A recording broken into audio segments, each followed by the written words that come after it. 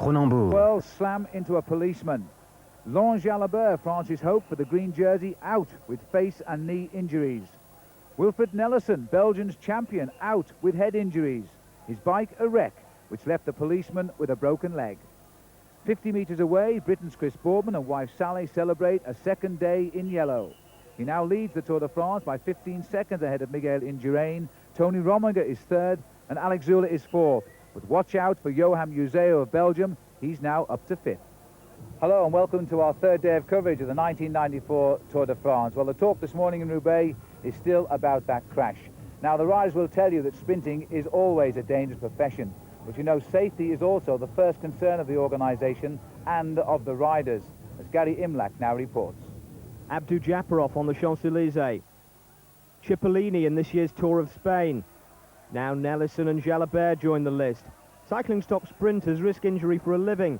Even so, yesterday's crash put safety worries back in the spotlight on cycling's most public stage. The publicity that none of the sponsors of the Tour de France want, the debris of yet another serious crash.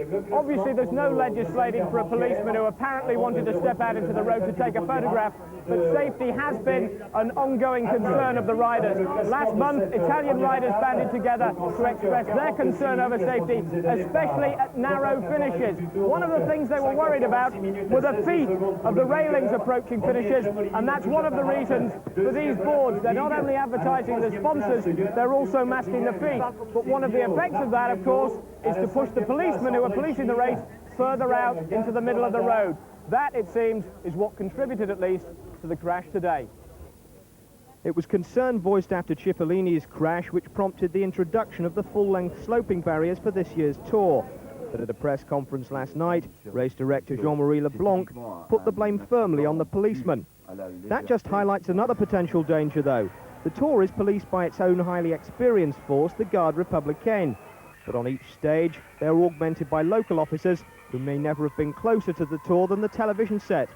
One of them obviously got a lot closer than that yesterday.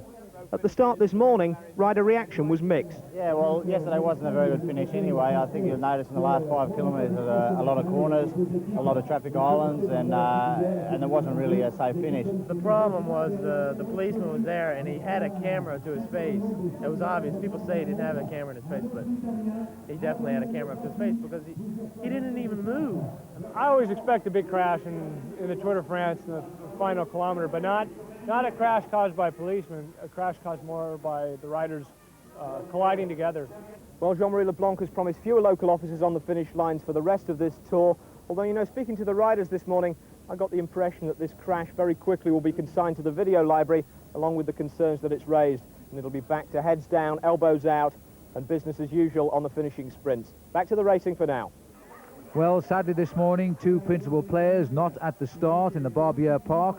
The space is blank on the signing-on sheet, but Wilfred Nelson and Laurent Jalabert, the good news is they are recovering well in hospital. The riders rolling out of Roubaix only an hour after a tremendous thunderstorm, but at least it's helped clear the air of the humidity. It's a difficult day, too, of 190 kilometres. 3 time bonus sprints and a tour of the small hills of Flanders. The race entering Belgium today for just 30 kilometres before heading down to the final undulations near Boulogne. And Chris Boardman in happy mood and anxious to speak to his trainer, Peter Keane. Murad, have a nice wedding, and I'll see you in England. And it wouldn't surprise me if Peter Keane and his new wife don't get a yellow jersey as a souvenir when Chris Boardman gets back home. At the first sprint today, Jamaluddin Abdu Japarov confirmed his interest in the race lead when he gained the 6 seconds time bonus after 11 kilometres at Quesnoy. He finished ahead of Jan Zverada and Jan Kirsipou. Well, after the storm before the start, the riders can expect a strong westerly wind, making the going tough. Temperatures will be cooler and perhaps a little less sun as they get nearer to the coast. After 66 kilometres on the climb of Mont Cassel, Peter de Klerk secured his third hilltop win of the day. This time he finished in front of his two teammates, Herman Frieson and André Schmil. An anxious moment for the race leader, Chris Boardman, a broken bicycle, with a faithful teammate in Didier Roux awaiting, while the mechanics did a tremendous job with a very fast change. He was soon back in the main field. But there had been an attack on the descent of Mont Cassel. Stephen Swart of New Zealand and the champion of France, Jackie Durand, had gone clear. By the time they arrived at the second time bonus sprint at Gravelines, 126 kilometres into the race, they were over 1 minute and 20 seconds ahead. The sprint was won by Jackie Durand from Swart. And now we're looking down on the field because they are very much under pressure as they now close in on that breakaway pair. The lead has hovered at around 45 seconds, then it's gone back up to just over 1 minute, but they are beginning to close in now.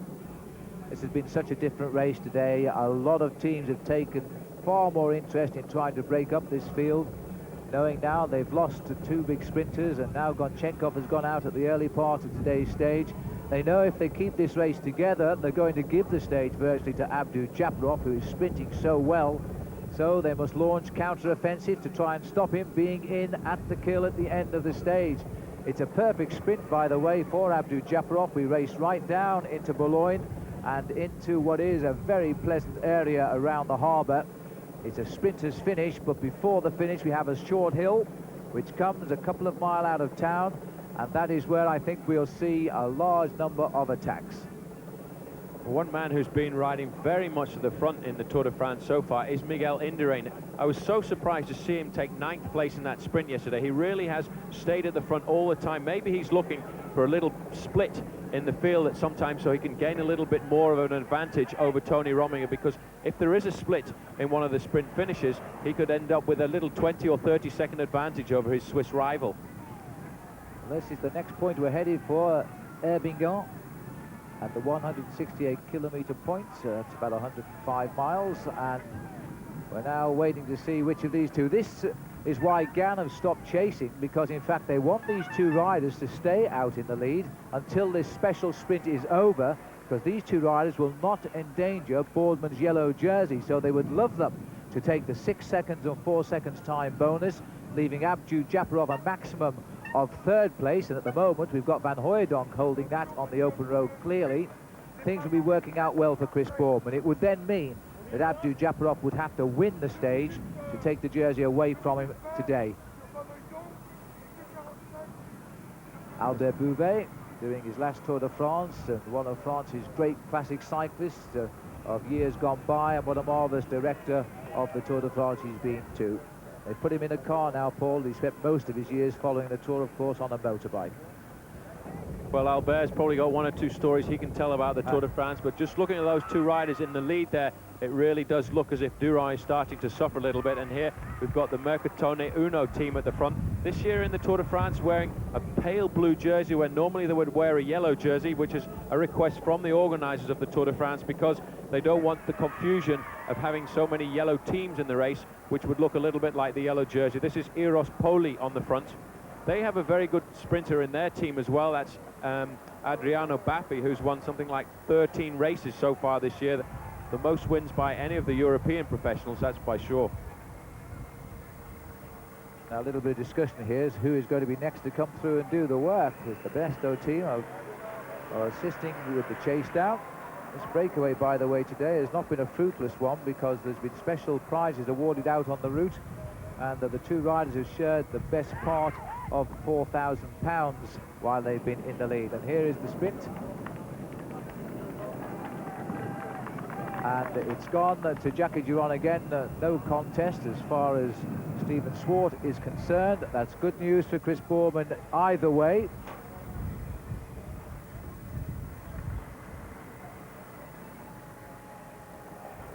And the counter-attack still trying to get away. Manin, and again we see coming into the picture now the Gann team as they try to hold the rest of this field together. They're going to have the work cut out now, but at least we've seen at the sprint up front it was Jackie Durand ahead of Stephen Swart. So the race is still marginally in the favour of Chris Boardman. We'll take a break.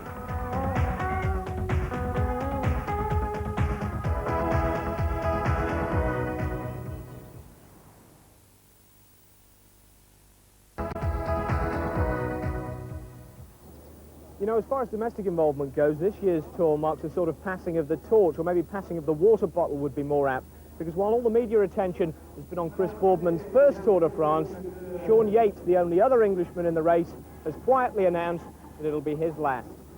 the headlines could be contemporary. But back in 1980, it was a Sussex boy, not a Scouser, who was getting all the attention. In the 14 years since then, though, Sean Yates has made a living out of making a name for other riders. Motorola rate him as one of the world's elite domestiques. Occasionally, though, he does take time off to ride for himself, most memorably in the 1988 Tour, when he broke away for a stage win in Vascal. The 10 tours have taken their toll on the Yates legs, and the superstar of sacrifice has decided 11 will be enough. Even now, I'm like at this race and I'm thinking, the bloody Tour de France going on, going to be 3 weeks of suffering. It's one of those things, you know you have to do it, but at the same time you hate it.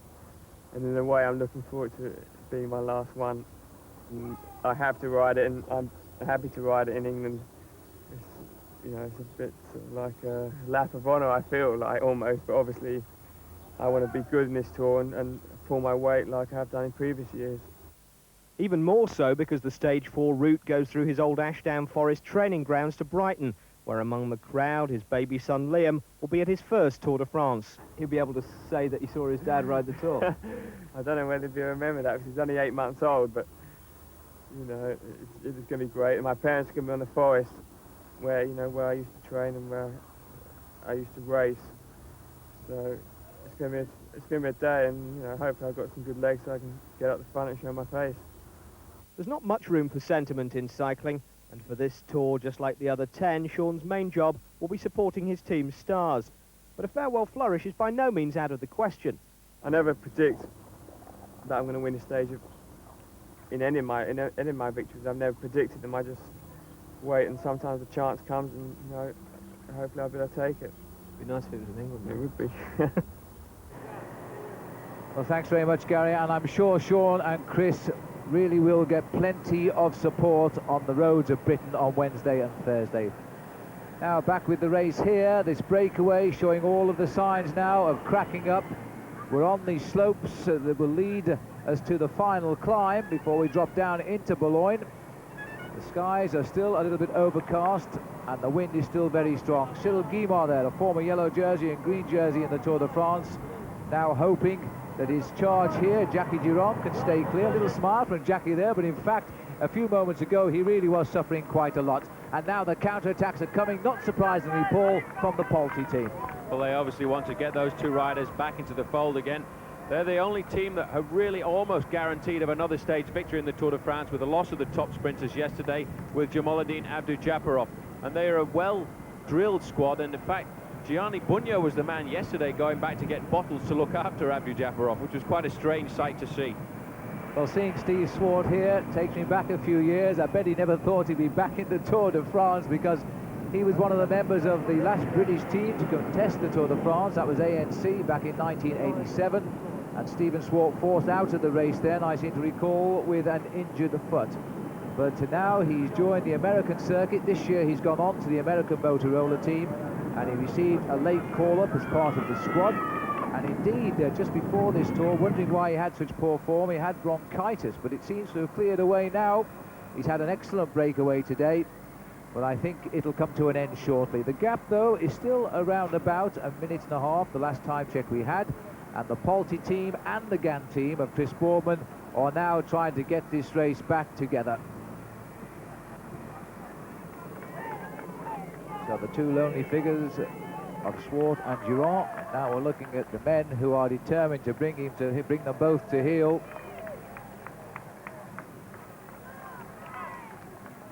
The concentration of Gianni Bugno on the far side, but the whole team here willing to do it now.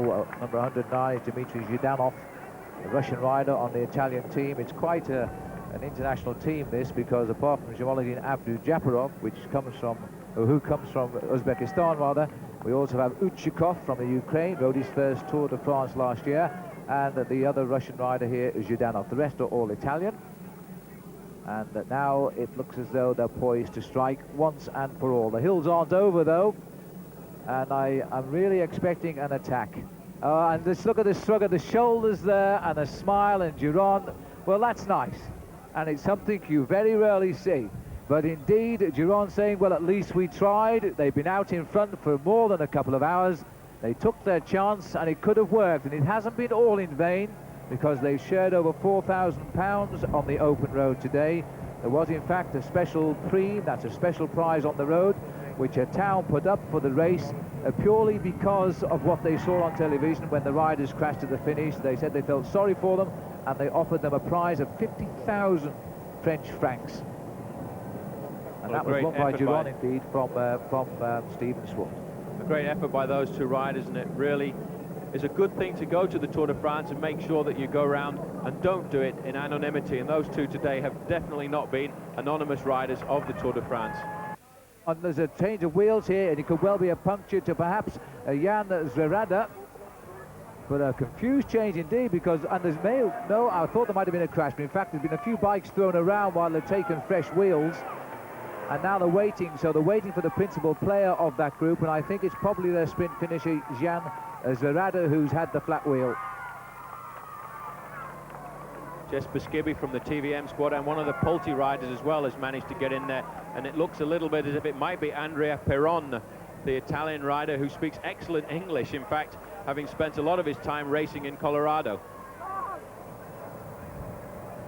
Now then, let's remember that this race we would like to see more or less stay together today to make sure that Chris Boardman keeps his leader's yellow jersey, because at the finishing line there are 3 small time bonuses, 20 seconds for the man who wins, 12 and 8. And if these riders get away and just snip a few seconds plus the bonuses, then one of them might well take the overall lead. 5 kilometers to go, that's 3 miles to the finish, so we're more or less at the foot of the little climb. And then they just duck and dive the way over the top.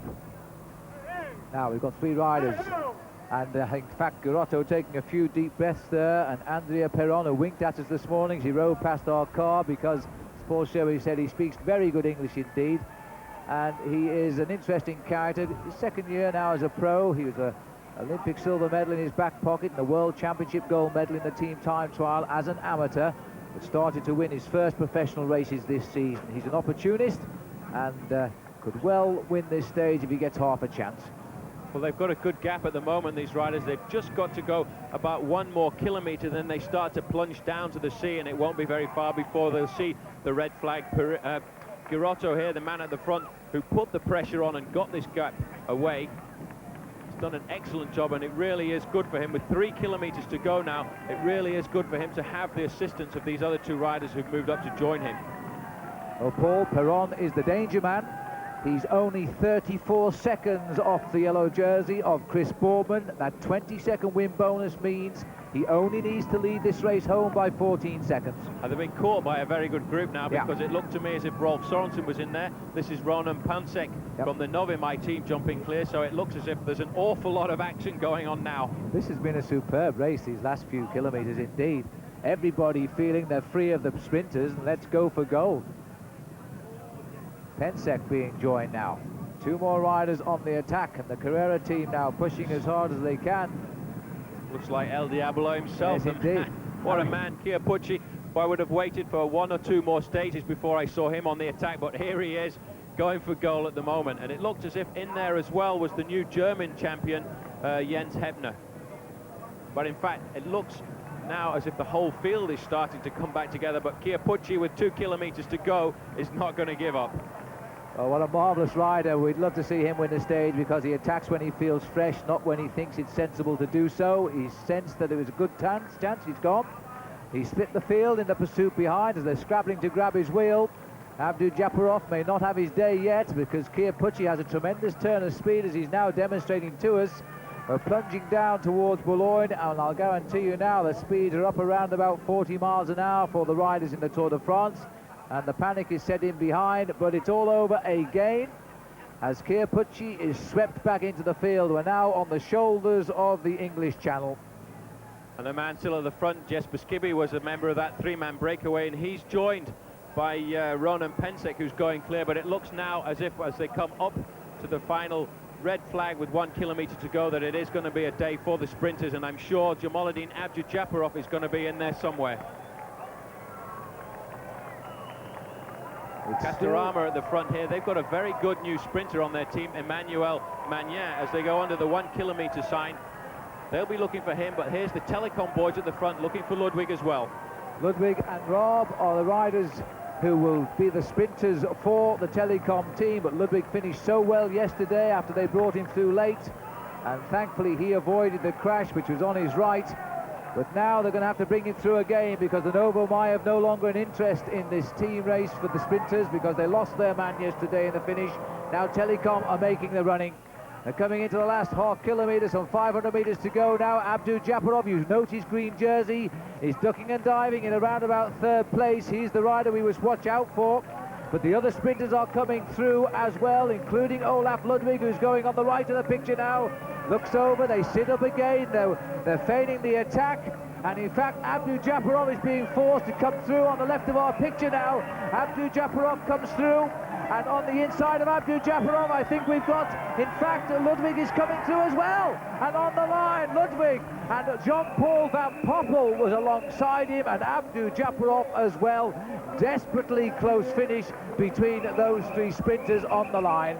Ludwig on the right, Abdu Japarov in the green, and in fact Ludwig appears to have done something there. He took his hands on the handlebar, he's lost his pedals, in fact he's falling right out of it, and on the line I think it's Jean-Paul Van Poppel, and for me it certainly is.